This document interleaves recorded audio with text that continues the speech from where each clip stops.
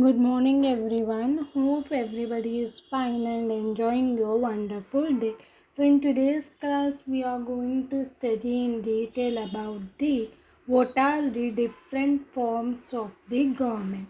So, as you all know, in the previous section, we have already studied about how the constitution was created and its features, significance, and types. Then essential elements. Now, after the constitution came into existence, people got the authority to form the government of their will. So, in that manner, different forms of government came into existence. In that first one, as you all know, in the ancient period, there was monarchy system and kingship was hereditary. They believed that king is the representative of the god. Whether he is good or bad, people should obey him without any other option. But in the 17th century, when the democratic government came into existence, the picture of governance totally changed, because now full-fledged authority is in the hands of the people rather than the king. So India was also one of the best example for the democratic government. So let's see what is the meaning of democratic government. The word democracy conveys different meaning and ideas. As C.D. Burns states that democracy is the word with many meaning and some emotional colors. The word democracy is known to all, but it cannot explained clearly and elaborately. Hence, the meaning and implications of the democracy is to be discussed in its own quotation. Democracy is the form of the government in which people themselves, either directly or indirectly, through their representatives, elect the government for the period of 5 years. And here in the democracy government, the will of the people is very important, because they are the decision maker. If they think so that elected government is not working according to the will of the people, then they have full-fledged authority to dethrone that particular government and form new government in place of that. It can be happen within a period of 5 years. Then the word democracy is basically derived from the Greek word demo and cracy, which means people and power. Thus, democracy is the power of the people.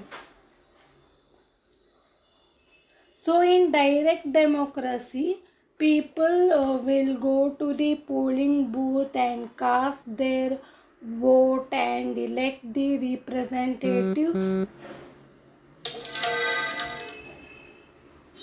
Then particular form of government is formed, and they will make a agenda and function according to them. Indirect means where the elected representative of the people elect the MLAs and MPs for the parliament.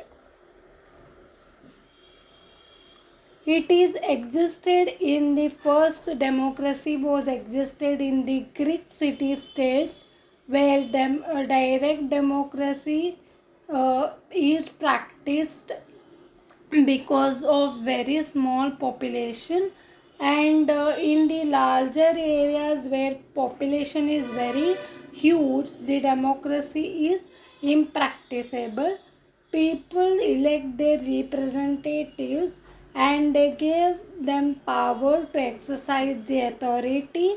Such democracies are called as indirect or representative democracy, and the best example for this is India, USA, Australia, etc. Next, what are the features of the democracy? In that first one, government of the people.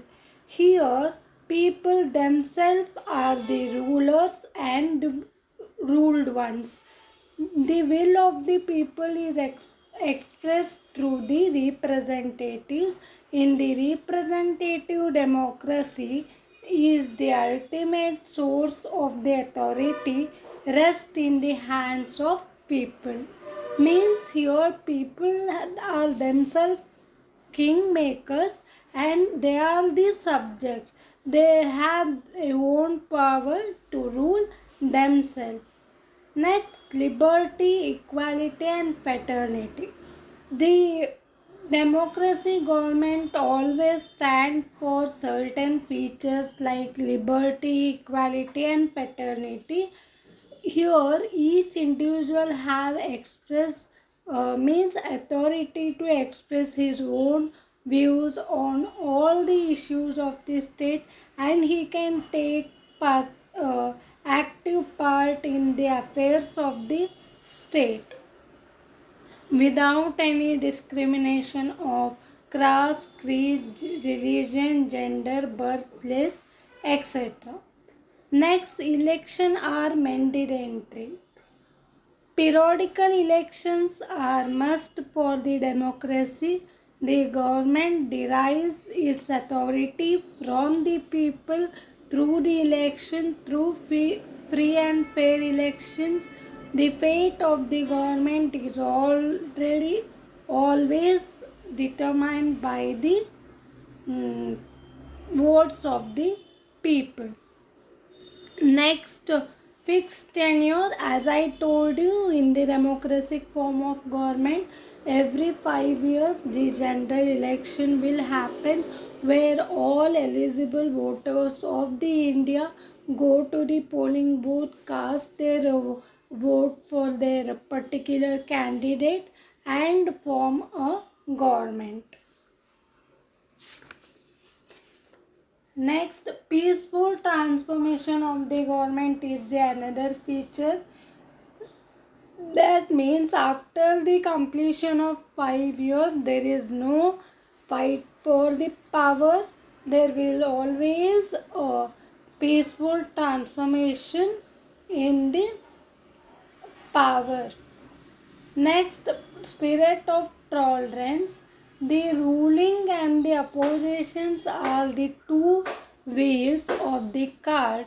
Criticism made by the opposition is to be taken positively by the party and they can make a useful agenda and function properly, respect the interest of the people. Rational and understanding majority party always concede the interest of the people. So this is all about the democratic government. We'll end this section here. If you have any doubts, please comment me below. I will definitely clear your doubts in my upcoming section.